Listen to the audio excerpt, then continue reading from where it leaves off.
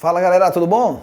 Professor Renato Baggio, para a gente dar andamento aqui na nossa conversa sobre frases condicionais, if clauses, certo? Eu já deixei o quadro preparado aqui para não perdermos tempo e verificarmos uma coisa que é um raciocínio que eu vou fazer com você, muito útil, vai ser muito legal, para a gente poder não só lembrar do que a gente viu na aula passada, mas ver como isso vai impactar a aula de hoje, tá bom?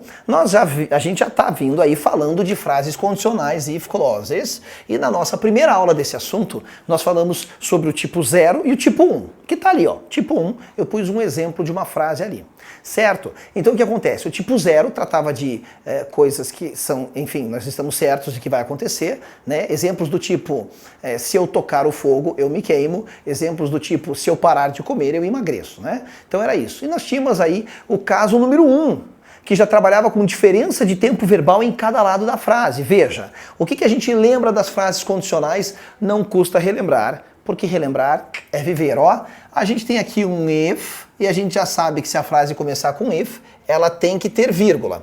Por quê? Porque eu não preciso necessariamente começar por if. Mas quando eu tiver uma frase condicional, na qual de um lado dela eu tenho o verbo no presente, e do outro eu tenho futuro, ó, se eu tiver essa composição, presente com if e futuro do outro lado, eu estou diante de uma frase condicional do tipo 1, que indica grandes chances de algo acontecer. Grandes chances de algo acontecer.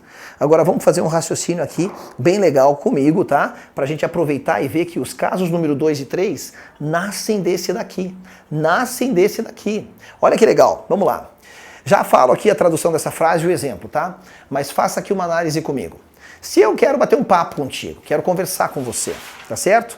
E daí do nada eu digo o seguinte, eu digo assim, eu queria bater um papo com você sobre uma época remota da humanidade, ó. Eu quero falar sobre um tempo remoto, uma época remota da humanidade.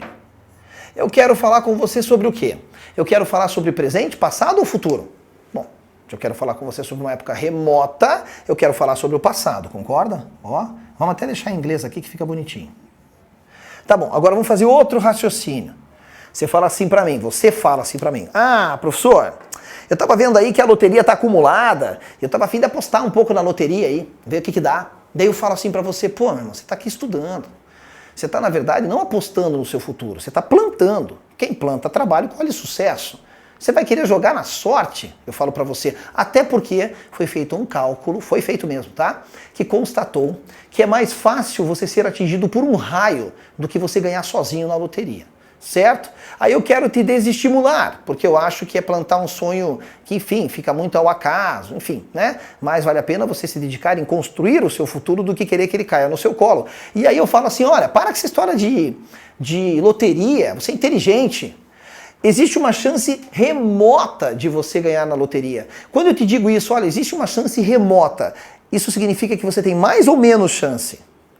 Evidentemente que a palavra remoto, né, remota, indica menos chances de você ganhar sozinho na loteria. Entendeu o raciocínio? Não? Então vamos fechar ele aqui, ó, só para você ver como isso vai impactar na nossa matéria. O que eu tô querendo te mostrar com isso aqui, ó, é que toda vez, isso não vale só para esse assunto, tá? Vale para a língua inglesa como um todo. Toda vez que você joga uma estrutura para o passado, você diminui as chances dela acontecer. Sacou? Opa, agora vamos juntar os pontos. Vamos ligar os pontos aqui, ó. Eu havia dito a gente acabou de constatar que quando eu jogo uma estrutura para o passado, eu diminuo as chances de algo acontecer. Beleza. Eu acabei de relembrar para você aqui, ó, que o caso número 1 é aquele caso com grandes chances de acontecer. If I have enough money, I'll buy a new car. Se eu tiver, eu sei que I have significa eu tenho, mas quando eu coloco o se na frente, muda um pouquinho a tradução do verbo. Se eu tiver dinheiro suficiente, eu comprarei um carro novo. Quando eu digo isso, você já sabe que o caso 1 trata de grandes chances de algo acontecer. Mas e se eu quiser pegar essa frase aqui e dar uma ideia de que são menos chances de acontecer? Para eu criar o caso número 2, basta eu jogar tudo que eu estou vendo ali, tudo que eu marquei da estrutura da frase, para o passado. Você acabou de fazer o raciocínio comigo que a estrutura no passado diminui as chances de algo acontecer. Então olha como é que vai nascer o meu caso número 2, ó. If I had enough money, inclusive os outros elementos da frase eu vou deixar iguais, olha aqui, ó. I would, ó, passado de will. I would buy a new car. Essa estrutura, que continua indicando condição, ela na verdade diminuiu as chances de acontecer. Então olha o que ele está dizendo aqui, ó. Se eu tivesse um dinheiro suficiente, a gente já sabe o que esse would faz, né? Eu compraria um carro novo. Então é isso. A estrutura do tipo de frases condicionais número 2, que, olha lá, se começou com if, tem que ter a vírgula, porque afinal de contas eu posso começar minha frase daqui, só jogo esse elemento depois, né? Ela indica poucas chances de algo acontecer. Dá uma olhada aqui, ó.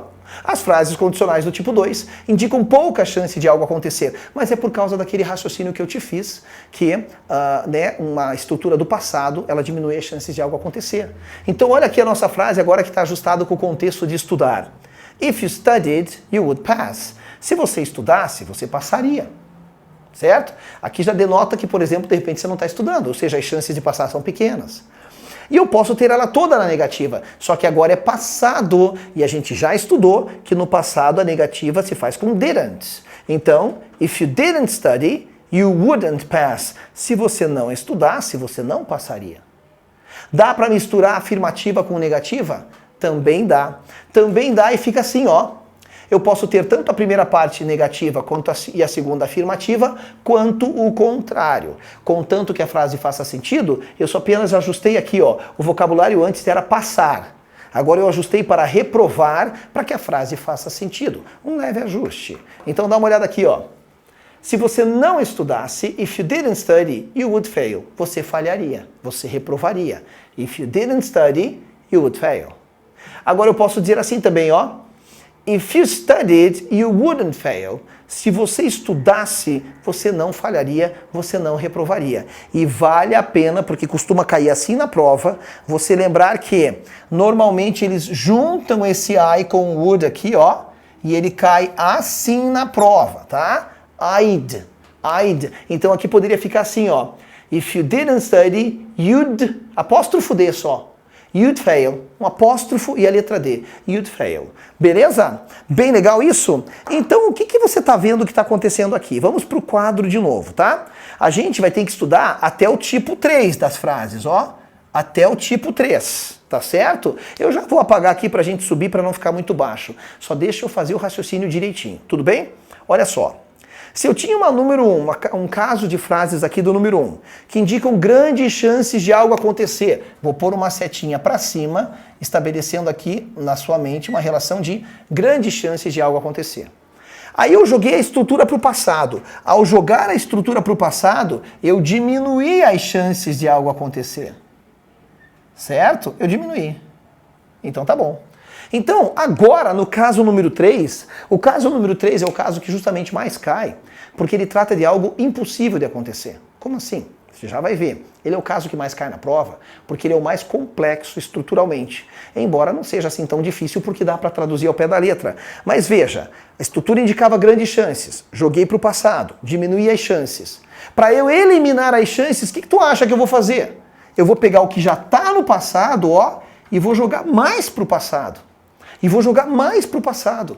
Aí eu vou indicar algo que tem o quê? 0 chances de acontecer. Aqui já era poucas chances. Então vamos fazer o seguinte, deixa eu ajustar agora as frases para que a gente ganhe espaço. Eu vou jogar isso aqui para o passado, só para a gente transformar isso aqui em caso de frase número 2, tá bom? Então olha só o que eu vou fazer aqui, ó, tá? É como se eu estivesse puxando a frase número 2 para cima, para a gente ganhar espaço e escrever a 3.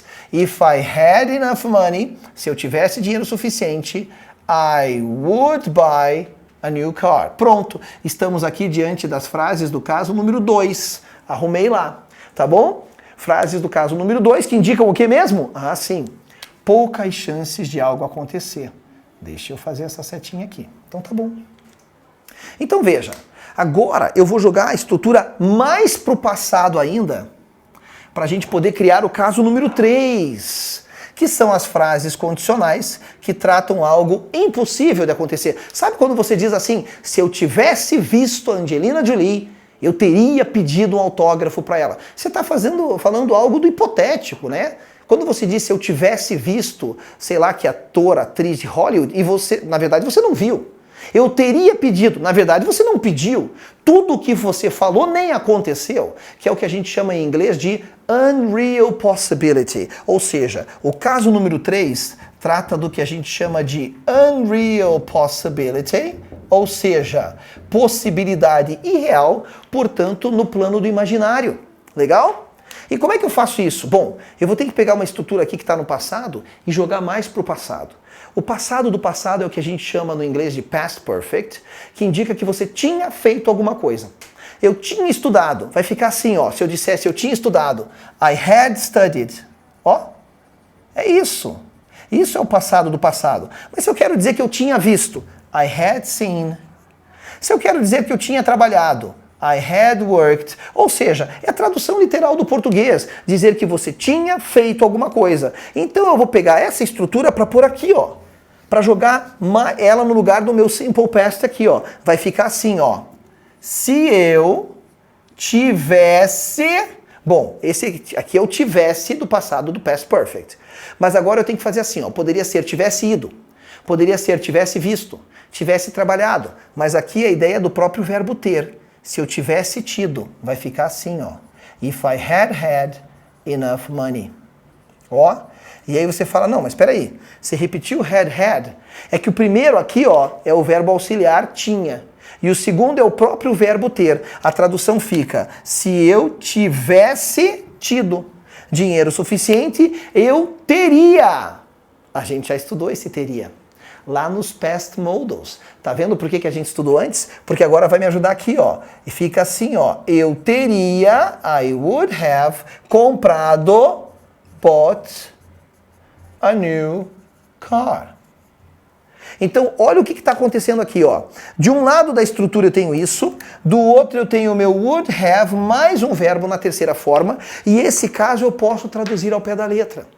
Eu posso traduzir ao pé da letra, indicando que nenhuma chance de ter acontecido, tudo que eu falei aqui é diferente da realidade. Então veja, começou com if, tem que ter a vírgula, a gente já sabe disso, tá legal? Agora olha como é que fica aqui, ó.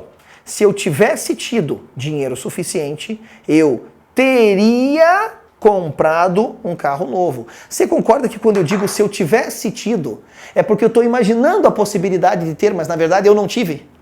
Então tá, se eu tivesse tido, é porque eu não tive.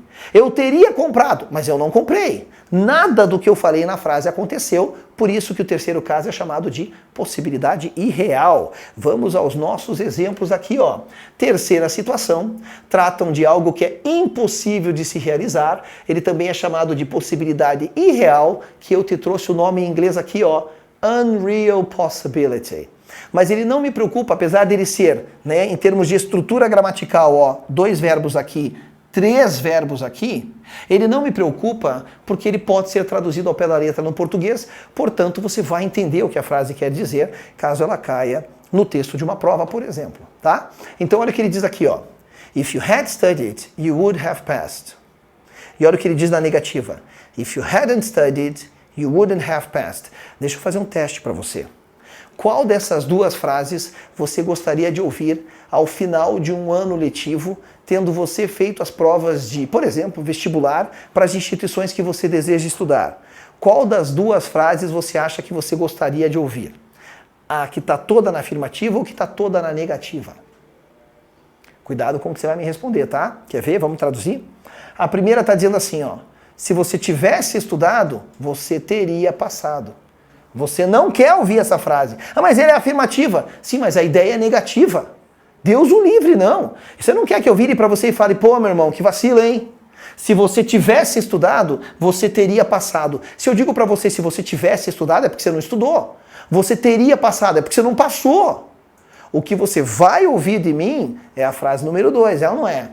Eu vou virar para você depois das suas provas e vou dizer, ô, meu irmão, mandou bem, hein? Pô, ó, se você não tivesse estudado, você não teria passado. Quando eu digo se você não tivesse estudado, é porque você estudou. Você não teria passado, mas você passou.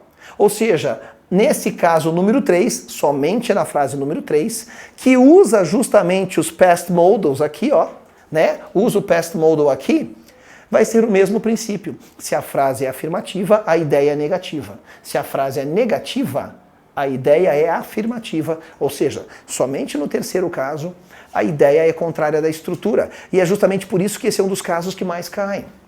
Porque quem acha que frase negativa sempre tem uma ideia negativa, acaba sendo enrolado aqui, né? E dá para misturar os dois também? Dá também. Dá também e fica assim, ó. If you hadn't studied, you would have failed. Se você não tivesse estudado, você teria falhado. Ou, se você tivesse estudado, você não teria falhado. Certo? Bom, só para a gente terminar, esse último slide aqui traz uns casos especiais para você. Veja, eu sei que você sabe que o passado de I am, vamos para o quadro, porque isso aqui é importante e eu quero bem direitinho trazer isso para você, porque todos os alunos que olham esse assunto comigo questionam isso, eles questionam. Pô, professor, mas espera aí, tá, vamos lá. Eu sei que você sabe que o passado de I am, na verdade é I was. Eu sei que você sabe que o passado de he, she, is é na verdade o quê? He, she, was. Pois bem, mas daí eu venho fazer uma frase aqui para você para dizer assim, se eu fosse você eu falaria com ela. Evidentemente que quando eu tenho passado de um lado e would do outro, eu estou dentro do meu segundo caso das frases condicionais, tudo bem? E o que a gente sabe lá do segundo caso das frases condicionais? É que eu tenho de um lado passado e do outro eu tenho esse tal de would. Tudo bem. Mas por que ficou if I were? Se o passado de I am é I was. Para complicar mais ainda, tem uma música bem antiga de uma cantora famosa chamada Beyoncé, que ela cantava assim, eu não sei a letra inteira, mas ela cantava assim, if I were a boy, ela cantava nesse estilo aqui, ó, if I were a boy. Tudo bem. Mas para piorar tudo, uma música um pouco mais recente, eu também não sei a letra inteira, e também não sei a época, eu sei que é mais recente, é de um tal de Justin Bieber, que ele cantava assim no refrão, if I was your boyfriend. Pô, daí você fala, quem que tá certo? A Beyoncé cantando if I were a boy, ou Justin Bieber cantando if I was your boyfriend? Bom, vamos ter que recorrer ao que acontece no mundo real, na vida real. Na vida real, entre um casal, quem sempre tem razão? O homem ou a mulher? Pois é a mulher. Então, de acordo com a norma da língua, quem tem razão é a Beyoncé. Ela está cantando dentro da forma correta, embora alguns gramáticos aceitem as duas formas. Aceitem tanto if I were quanto if I was. Mas a norma tradicional da língua ainda diz que toda vez que você tiver uma frase condicional, portanto uma frase com if, e você colocar o verbo to be no passado do lado do if, tem que ser were. É isso. Então, se eu quero dizer, se ele fosse mais alto, embora o passado de he seja he was, você diria, if he were taller. Se ela fosse, sei lá, mais calma, você vai dizer, if she were. Ah, mas o passado de she é she was. Isso é o que diz a norma, tudo bem? A norma tradicional culta da língua.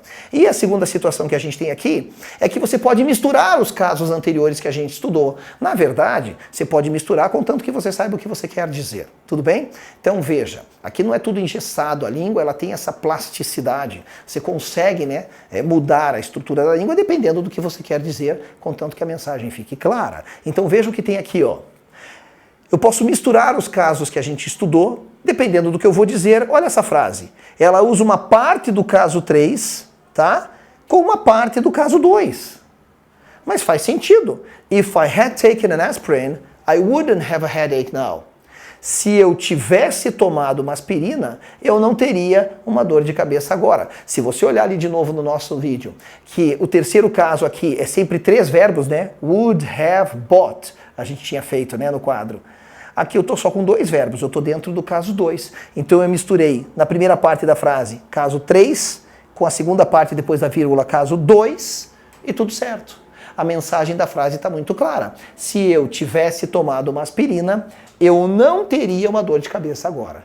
Então sim, é possível da gente misturar as frases condicionais ao bel prazer, contanto que a mensagem fique clara. É isso, ficamos por aqui e até a nossa próxima aula com conteúdo novo. I see you.